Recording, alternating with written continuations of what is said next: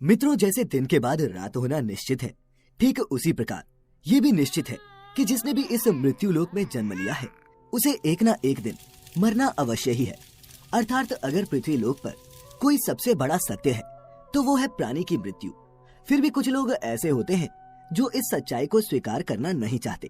खैर, आप सभी ने देखा होगा कि हिंदू धर्म में मृत्यु के बाद शव को जलाया जाता है।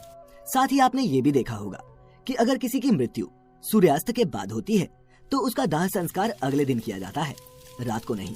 ऐसे में आपने गौर किया होगा कि किसी परिवार में अगर किसी की मृत्यु शाम के बाद होती है तो उसके शव को अकेला नहीं छोड़ा जाता। परंतु मित्रों, क्या आप जानते हैं कि शव को रात भर अकेला क्यों नहीं छोड़ा जाता? अगर नहीं तो इस वीडियो को अंत तक जरूर देखें, क्योंकि मैं आपको इसी सवाल का जवाब बताने वाला हूँ, जिसका वर्णन गरुड़ पुराण में विस्तार से किया गया है। तो चलिए अब बिना किसी देरी के गरुड़ पुराण की ये बातें जानते हैं। मित्रों, हमारे धर्म में मृत्यु के बाद शव को अकेला क्यों नहीं छोड़ा जाता, ये बताने से पहले हम आपको ये बता देते हैं कि कब कब अथवा किन परिस्थितियों में शव का अंतिम संस्कार नहीं किया जाता या फिर कुछ समय के लिए टाल दिया जाता है।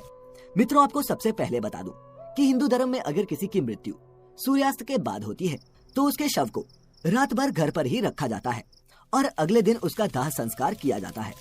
इसके अलावा अगर किसी की मृत्यु पंचक समय में होती है तो उसके शव को भी कुछ समय के लिए घर पर रखा जाता है और जब पंचक काल समाप्त होता है उसके बाद ही उसका दाह संस्कार किया जाता है।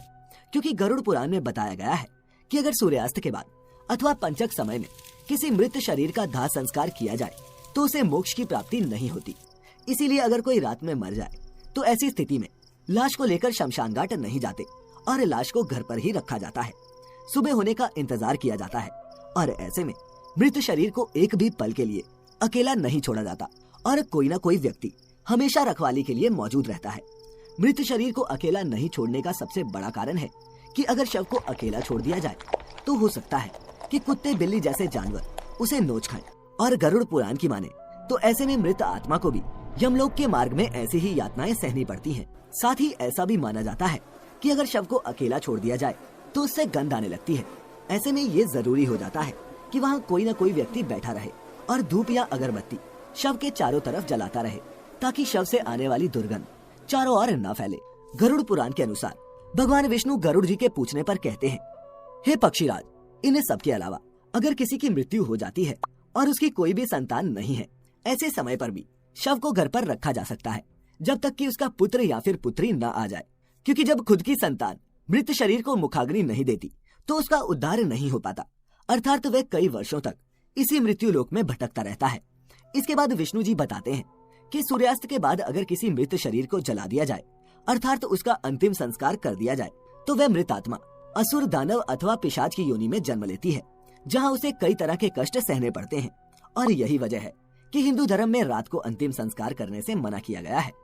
आगे विष्णु जी बताते हैं कि रात में मृत शरीर को अकेला छोड़ दिया जाए तो उस शरीर में आसपास भटक रही दुरात्माएं भी प्रवेश कर जाती हैं, जिससे मृतक के साथ साथ उसके परिजनों को भी कई तरह के कष्ट भोगने पड़ते हैं।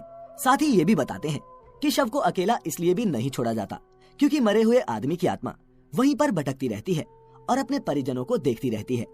कहा जाता है कि इंसान की मौत के बाद शरीर आत्मा से खाली हो जाता है और इसी वजह से उस मृत शरीर में कोई बुरी आत्मा का साया अपना अधिकार जमा सकता है। और यही वजह है दोस्तों कि रात में शव को अकेले नहीं छोड़ा जाता।